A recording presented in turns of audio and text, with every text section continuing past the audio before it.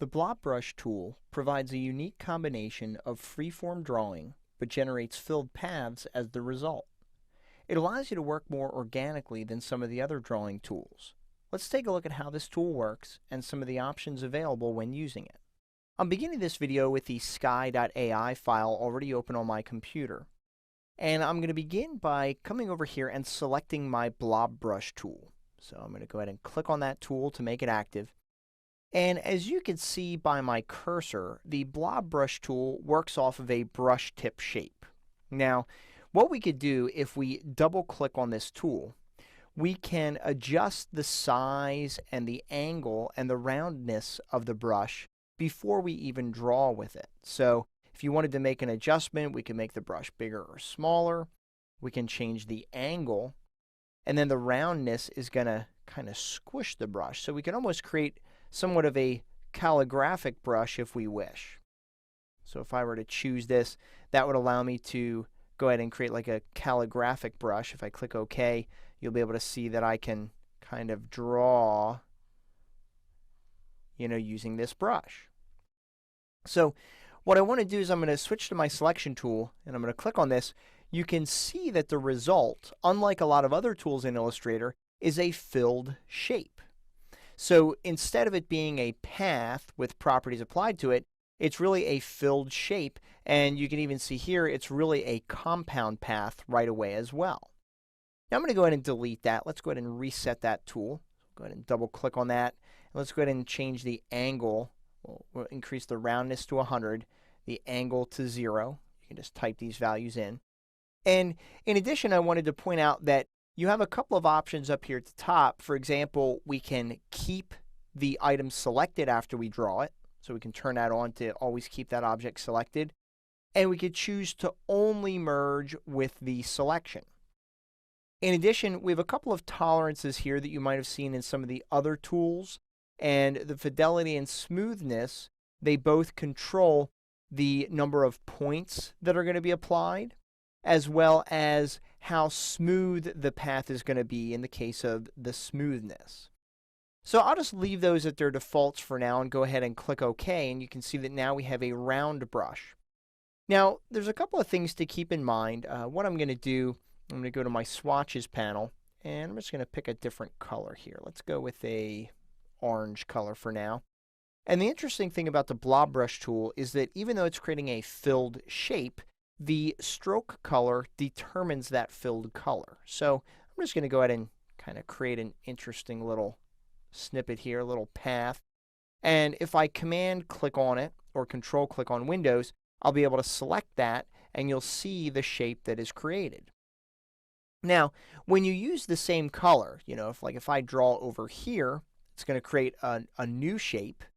But if I click and drag across these, it's actually going to, as you'll see, create a brand new shape, but it really depends on what you click on. So for example, if I drag across this, it's going to merge that together.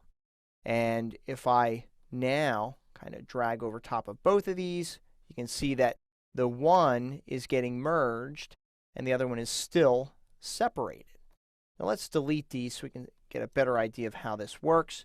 I'm going to go ahead and drag another, create another shape here. And if I drag through this, again, it's going to merge that shape. And if I, drag over this, it's just going to continually merge because it's the same color. Now what happens when I change the color? Let's go ahead and just choose a different color. And I'll go ahead and drag right across this like I did before. And if I command or control click on it, you'll see that this is now a totally separate shape.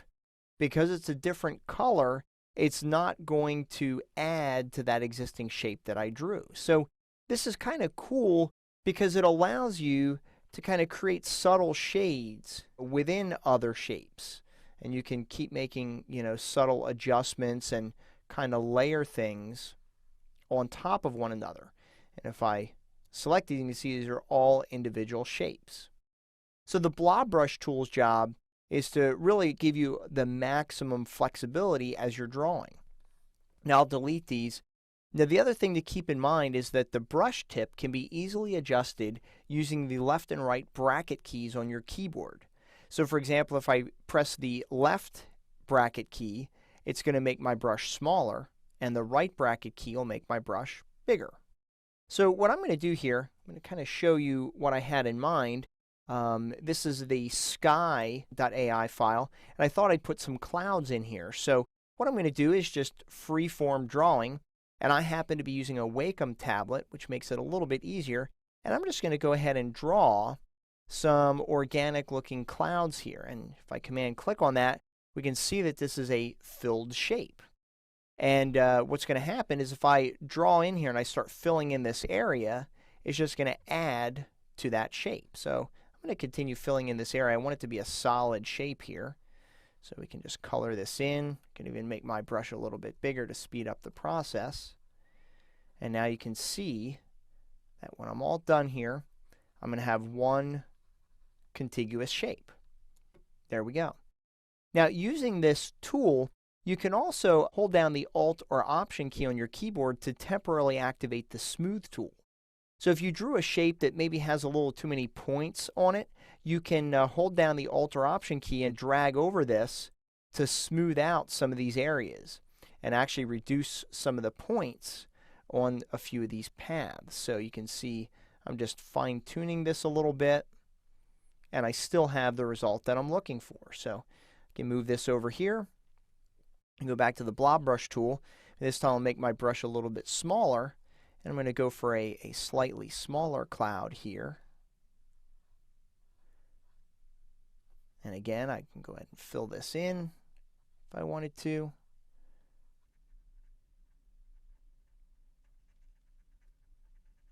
And that's going to create the other shape. It looks like I missed a spot here. We'll just fill that in. This is a shape like any other, so this shape can be scaled.